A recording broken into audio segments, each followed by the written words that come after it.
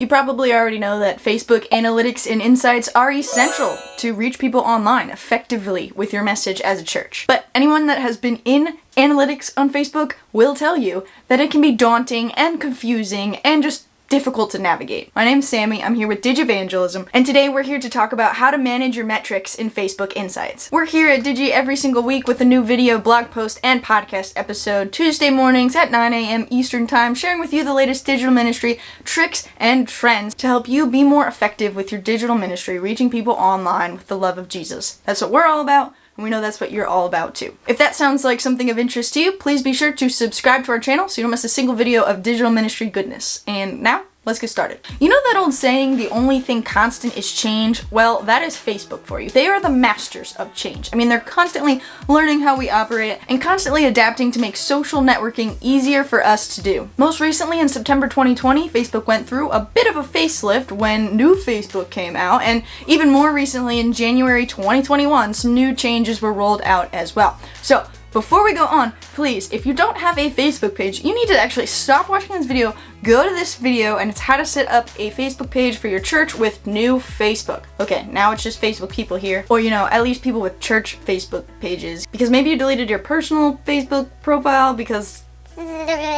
Okay, now we're gonna dive into Facebook Insights, but you must know this is all desktop version, like using a computer, desktop, screen, not a phone, not a mobile device, not a tablet, because those are actually different, but we're using a desktop, so if you can do that too, follow along. First things first, go to your business page. That's your church profile on Facebook, which is actually called a page, but it's the church page. Now, your church should have a page. It should not be like a person that people can friend. You don't want to be friending the page, or the person, the church. You don't want to be friending the church. You don't want to be in a group with the church. I mean, you can be, but that should not be the only thing. Your church needs a page that people can like or follow. We'll get to that. So go to that. And then on the left-hand side of your screen, there is a menu. It should say Manage Page for most users. About halfway down, you want to click on Insights. Click on Insights, you're going to see lots of graphs.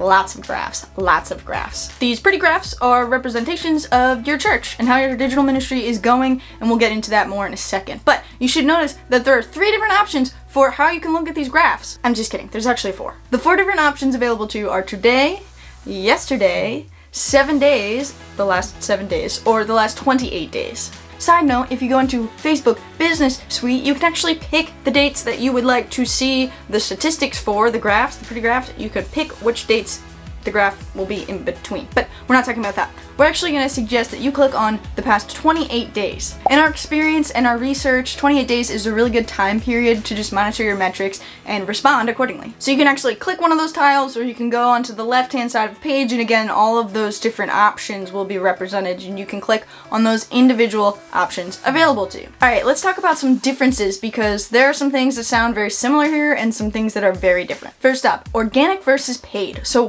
what is this all about? You'll see that in the graphics display, there's actually a color-coded difference between organic and paid. Usually this is about reach, and in organic, you can think of that as free. It's natural. You didn't do anything to spend money to make it do better. It just happened that way. Thanks, algorithm. Paid is when you boost a post or you sponsor it, you're targeting an ad to reach a certain demographic of people, and you put money on it.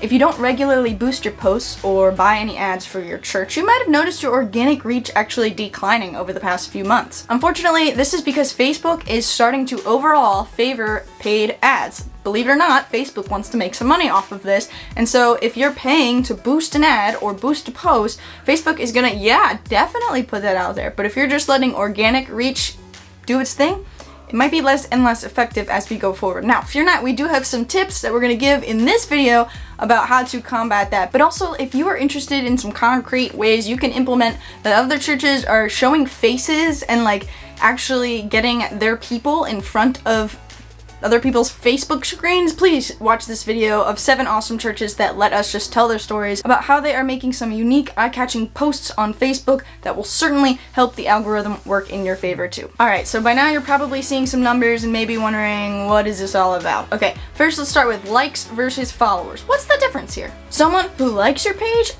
is making a public affirmation on your content, on your ministry, on your page. They're saying, yes, I like this. I'm cool with everybody knowing that I like this. I'm cool with them knowing that I like this. Everybody should know I like this thing. Now, someone who follows your page, whether or not they know that it was private or not, it is a private declaration that they would like to see more of your content, and no one else can actually see that they're following you other than you and them. Typically, the number of likes and follows is pretty much the same, and please don't get too hung up on all this, because you know what? Facebook is changing to get rid of it. Yeah, they announced it in January. Follows is going to be the metric to follow and keep your eye on, so watch that. But yeah, it's going to be phased out so that it's not like this big change that just like hits you over the face like new Facebook was, but it's phasing out over time. We're just gonna follow instead of following and like, so really don't worry about that too much. Okay, next set of words, reach versus engagement. What is the difference here? So reach is just what it sounds like. It's the number of people that your post reached, and they saw it at least once, whether you paid for it or was organic, came across their screen. Now, when you look at reach and you see like a spike in the reach in the organic section, that's when you want to check your posts for that specific day. Okay, well, like January 17th, okay, it really spiked that day. What did we post? And go back and actually look and see, what did you do that resonated so well with your audience that it actually spiked the graph? Take note of these posts and then bring them back again and again in your digital ministry strategy. Now, not just only those posts, you need to keep it mixed, but clearly your people like it, so of course, bring it back again and again. Engagement is very similar to reach, but instead it's the people that have liked or commented or shared that specific post. Same as with your reach, you can look for spikes in the graph, notice what posts you made that day, what posts are getting more engagement, and do more of that. So the difference between reach and engagement, reach is kind of like if you're just sitting on your church stoop and waving at a car that passes by and maybe they see that you waved. Cool. But engagement is like, wow, they actually turn the wheel and come into your parking lot and park, and they're waving back. Actually, they're calling their friend to tell their friend, hey, there's this cool church and they are waving at me. It's really neat. Which one is more important? Well, they're actually both very important. In fact, they kind of go together all the time. You can't really have one without having the other, and they definitely tie into each other as you increase each of them. For example, you can't get people to engage with your posts if your posts aren't reaching anybody. Likewise, the more engagement that you get, you will actually get more and more reach, because the algorithm sees, wow, this post is pretty popular, I should show it to more people. That's because Facebook wants everybody to see it because they think it's good, and they want people to see good stuff. They want people to love being on Facebook so much that we never leave Facebook. Let's talk people, because along with all these different statistics that we can see what kind of people are engaging with, we can see what kind of people are seeing, being reached by our content. It can be helpful to know who you're already reaching with your church's Facebook posts, because if you do decide to run an ad or boost a post, you might be asked, what kind of demographics of people do you want this post to reach? And you can actually plug in the exact demographics that you're already reaching very well, and then that will reach even more of those type of people. And they'll be more likely to interact with it because other people like them seem to like what you're posting. We would also argue that it can be really helpful as a church to know who you are not reaching on Facebook or on any of your social media platforms. This is especially important if you have specific ministries that target certain age groups, locations, or even gendered populations. Maybe you want to boost a post or place an ad that targets the people that you're not reaching so that you can get more and more engagement, more and more folks in your community that you tend not to reach as well. But also look carefully into why you're not reaching them as well. Please note that the numbers on your people page are estimates, and so if they don't match up exactly with the number of likes and comments that you are getting on your page, it's okay, it's not a bug in Facebook, they're probably good enough for you to go by. Really, the key in data mining in all this is to know just who your audience is on Facebook, and also what posts are they engaging with the most. Speaking of data mining, go to the post page and look at your individual posts and the insights along with them. There's lots of different views when you're looking at your posts, but really you can see how the engagement is doing, how the reach is doing very clearly with all your posts lined up one on top of the other. And wow, Facebook just puts a little boost post button right there for us to click if we want to reach more people with that post that's already doing very well. Thanks, Facebook. But seriously, every church community, faith community should consider an ad budget when it comes to social media, especially Facebook.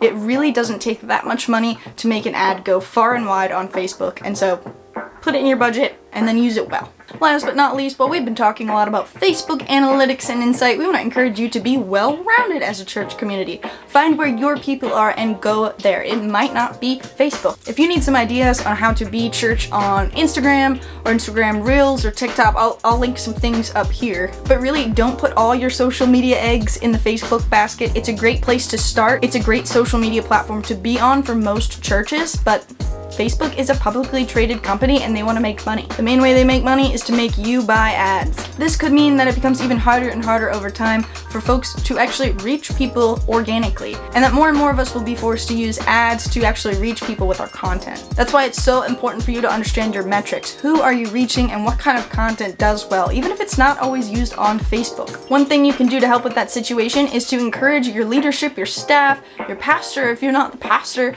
to engage with things that your church posts online. So if someone posts from your church's Facebook account and nobody likes the image, it's going to be far, far, far less likely to actually reach anybody you wanted to than if you would have said, hey staff, hey leadership, please be sure to like posts from the church when I make them, and that tells Facebook, oh, okay, there is some traction here, and that spreads it even farther beyond. So it's kind of like a little workaround you can ask your leadership to help you out with. Final piece of advice, because we know churches love to advertise their worship services and the events that they're having, that's great. But if you can, try to make 80% of your social media not that. Not advertising what's going on. That can be 20%. We want people to know what's going on, but it really should not be the whole thing of what you are doing on Facebook. It's a social networking site. Engage with your people. Learn how to be church online. Do what you do offline. Figure out how to do it online. As always, we are here to help. Again, I'm Sammy. I hope this was a helpful video for you. Please like it if it was. Subscribe below if you're interested in more and more digital ministry content. We post a new video every single week. We'd love to have you on our channel. Share this video with someone who needs it. Today we brought the knowledge. Now it's your turn to put it into action. Peace.